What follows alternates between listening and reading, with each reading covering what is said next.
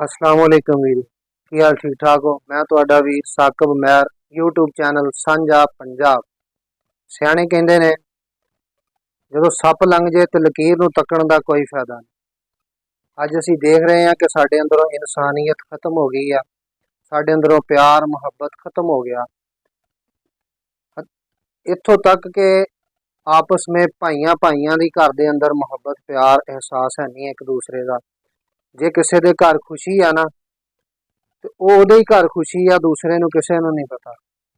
जे किसी दे घर गमी है तो ओहनूं ही पता वा, ओहदे ही घर गमी है, दूसरे नूं नहीं पता। वजह की है कि असीं अपनी सकाफत, अपना कल्चर, अपने वड्डियां दे जिहड़े काम सीगे ना पिछले, जो साडे वड्डे करदे सी, असीं उन्हां तों भुल गए और उन्हां तों बहुत दूर चले गए। साडे विचों इसे वास्ते एहसास खत्म हो गया, प्यार मुहब्बत खत्म हो गई एक दूसरे वास्ते। पहला हुंदा सी कि अगर किसी दे शादी होनी तो 15-15 20-20 दिन पहला ही आपस में रिश्तेदारां ने इकट्ठे हो जाना। कुड़ी मुंडे दा जेहड़े नानके होने, दादके, मासियां, फुफियां, अपना मामे सारे इकट्ठे हो जाने। ते ओह की करदे सी कि एक रिश्ता करन आए हुंदे सी, एक घर जिहड़ा ओह वसाउण आए हुंदे सी कि एक घर जिहड़ा ना ओह वसना वा, ते नाल दोवां चौवां घरां दी ओह नींह रख जांदे सी। जदों इन्ने दिन इकट्ठियां रहना, किसी का धी पुत नाल आया होना, किसी ने एक दूसरे दे धी पुत नूं जिहड़ा ना ओह देख लेना कि यार फलाणे दा धी पुत उत्थे आया सी, ओह फलाणे फलाणे विआह ते यार ओह बहुत चंगा सी, ओहदा इखलाक बड़ा सी यार, ओनूं बहन उठण दा पता सी यार, ओनूं अपने वड्डियां दा पता सी यार कि वड्डियां दे नाल मैं किद्दां बोलना चालना, यार ओनूं बड़ी अकल सी यार, ओह फलाणे दी धी उत्थे आई सी, ओनूं बड़ा बहन उठण दा पता सी, बड़ी हिया वाली सी, बड़ी परदे वाली सी।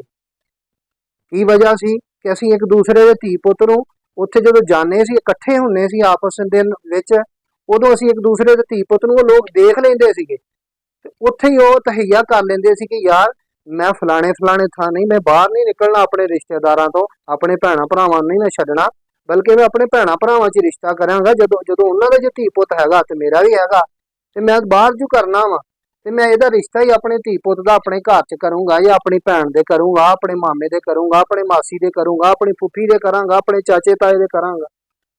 की वजह सी कि ओह लोग जिहड़े आ ना एहसास हुंदा सी उन्हां नूं एक दूसरे दा।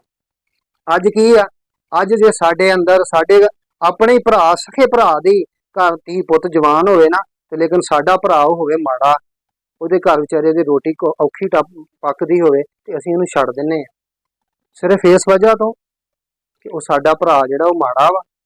नहीं, बल्कि पहले लोग जिहड़े सी ओह करदे सी, ओह सहारा दिंदे सी अपने दूसरे भैन भरा नूं जिहड़ा माड़ा हुंदा सी, ਉਹਦਾ एहसास करदे सी कि यार साडा भाई आ, ਇਹਦਾ धी पुत जवान आ, ਇਹਨੇ बाहर भी तो करना ही है किते, यार क्यों ना असीं ਇਹਦਾ सहारा बन जाइए, ਇਹਦੇ ਨਾਲ ਮੋਢੇ ਨਾਲ ਮੋਢਾ ਲਾ ਲਈਏ, ਸਾਡਾ ਭਰਾ ਵਾ, ਅਸੀਂ ਨਹੀਂ ਇਹਦਾ सहारा बनांगे तो कौन बनेगा। ਤੇ लेकिन अजकल की हो रहा वा, अजकल तो मोबाइल का दौर इन्ना आम हो गया ना कि एक दूसरे का एहसास खत्म हो गया। ਉਹ ਜ਼ਰੂਰਤਾਂ ਅਸੀਂ ਆਪਣੀਆਂ ਆਪਣੇ ਉੱਤੇ ਮੁਸੱਲਤ ਕਰ ਲਈਆਂ। ਸਾਡੀਆਂ ਜ਼ਰੂਰਤਾਂ ਜਿਹੜੀਆਂ ਨਾ ਉਹਨਾਂ ਨੂੰ ਆਪਣੇ ਉੱਤੇ ਆਪ ਅਸੀਂ ਖੁਦ ਮੁਸੱਲਤ ਕਰ ਲਿਆ ਹੋਇਆ ਵਾ। ਜ਼ਰੂਰਤਾਂ ਇੰਨੀਆਂ ਆਪਣੀਆਂ ਵਧਾ ਲਈਆਂ ਨੇ ਕਿ ਅਸੀਂ ਉਹਨਾਂ ਤੇ ਨਾਲ ਹੁਣ ਜ਼ਰੂਰਤਾਂ ਦੇ ਨਾਲ ਪੂਰਾ ਨਹੀਂ ਆਇਆ ਜਾ ਰਿਹਾ। ਸਾਡੇ ਇੰਨੀਆਂ ਜ਼ਰੂਰਤਾਂ ਅਸੀਂ ਆਪਣੀਆਂ ਬਣਾ ਰਹੀਆਂ। ਪਹਿਲਾਂ ਕੀ ਹੁੰਦਾ ਸੀਗਾ ਕਿ ਜੀ ਲੋਕ ਇਕੱਠੇ ਹੋ ਗਏ ਆ ਸਾਰੇ ਇੱਕ ਦੂਸਰੇ ਦੇ ਨਾਲ ਆਪਸ ਵਿੱਚ ਪਿਆਰ ਮੁਹੱਬਤ ਦੇ ਨਾਲ ਮਿਲਣਾ ਗਿਲਣਾ।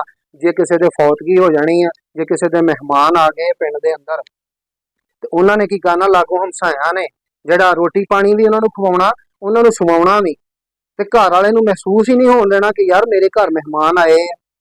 ਉਹਨੂੰ ਪਤਾ ਹੀ ਨਹੀਂ ਸੀ ਹੁੰਦਾ। ਇਸ ਤਰ੍ਹਾਂ ਹੀ ਸ਼ਾਦੀ ਵਾਲੇ ਦੇ ਕਿਸੇ ਦੇ ਪ੍ਰਾਹੁਣਾ ਆ ਜਾਣਾ ਤੇ ਉਹਨੇ ਜਦੋਂ ਇੰਨੇ ਦਿਨ ਰਹਿਣਾ ਤੇ ਉਹ ਆਸੇ ਪਾਸੇ ਉਹਨਾਂ ਨੇ ਸਾਹਮਣੇ ਪ੍ਰਾਹੁਣੇ ਇੱਕ ਦਿਨ ਆਖਣਾ ਅੱਜ ਜੀ ਮੇਰੇ ਵੱਲ ਆ ਜਾਓ, ਮੇਰੇ ਵੱਲ ਦਾਵਤ ਹੈ ਜੀ, ਤੁਹਾਡੇ ਪ੍ਰਾਹੁਣੇ ਰੋਟੀ ਮੇਰੇ ਵੱਲ ਖਾਣਗੇ।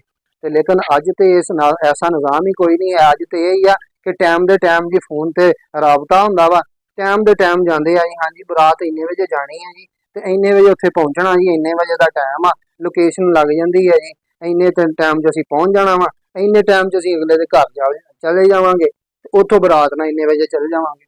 ਇਹ ਚੀਜ਼ ਪਰ ਇਹ ਜਿਹੜੀ ਮੇਰੀ ਅਮੀਰੀ ਗਰੀਬੀ ਆ ਇਹ ਮੇਰੇ ਅੱਲਾ ਦੇ ਹੱਥ ਆ। ਇਹਨੂੰ ਕੋਈ ਸਮਝ ਜਾਵੇ ਨਾ ਤੇ ਫਿਰ ਚੱਸ ਨਾ ਆ ਜਾਵੇ।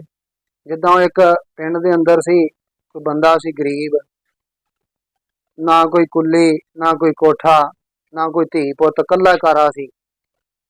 ਪਿੰਡ ਦੇ ਵਿੱਚ ਹੋਣੀ ਰੱਬ ਦੀ ਇਹ ਹੋਈ ਕਿ ਇੱਕ ਦਿਨ ਆ ਗਿਆ ਸਲਾਬ ਤੇ ਸਾਰੇ ਪਿੰਡ ਦੇ ਵਿੱਚ ਪਾਣੀ ਤੁਰਿਆ ਫਿਰੇ। ਉਹਨੇ ਕੀ ਕੀਤਾ, ਆਪਣਾ ਉਹਦੇ ਕੋਲ ਜਿਹੜਾ ਜੁੱਲੀ ਬਿਸਤਰਾ ਸੀ ਥੋੜਾ ਚੁੱਕਿਆ, ਚੁੱਕ ਕੇ ਤੇ ਜਾ ਕੇ ਇੱਕ ਦਰਖਤ ਦੇ ਉੱਤੇ ਬਹਿ ਗਿਆ ਆਰਾਮ ਨਾਲ। ਤੇ ਉਹ ਪੁੱਛਣ ਵਾਲੇ ਨੇ, ਕਿਸੇ ਨੇ ਜਾਂਦੇ ਨੇ ਪੁੱਛਿਆ ਵੀ ਉਹ ਤੈਨੂੰ ਕੀ, ਤੇਰਾ ਕੋਈ ਕੀ ਅੱਗਾ ਪਿੱਛਾ ਹੈ, ਤੇਰੀ ਕੋਈ ਨਹੀਂ ਆਪਣਾ ਜੁੱਲੀ ਬਿਸਤਰਾ ਦੂਸਰਾ ਟਿਕਾਣਾ ਘਰ ਦਾ ਜਿਹੜਾ ਤੂੰ ਆਪਣਾ ਭਾਂਡਾ ਠੀਕ ਕਰ, ਤੂੰ ਕੋਈ ਨਹੀਂ ਸਾਂਭਣਾ ਹੈ, ਲੋਕਾਂ ਨੂੰ ਆਪੋ ਆਪਣੀ ਪਈ ਆ ਤੇ ਤੂੰ ਚੜ ਕੇ ਦਰਖਤ ਤੇ ਬਹਿ ਗਿਆ। ਉਹਨੇ ਅੱਗੋਂ ਜਵਾਬ ਦਿੱਤਾ, ਉਹਨੇ ਕਿਹਾ ਗਰੀਬੀ ਦੇ 84 ਅੱਜ ਆਈ ਹੈ।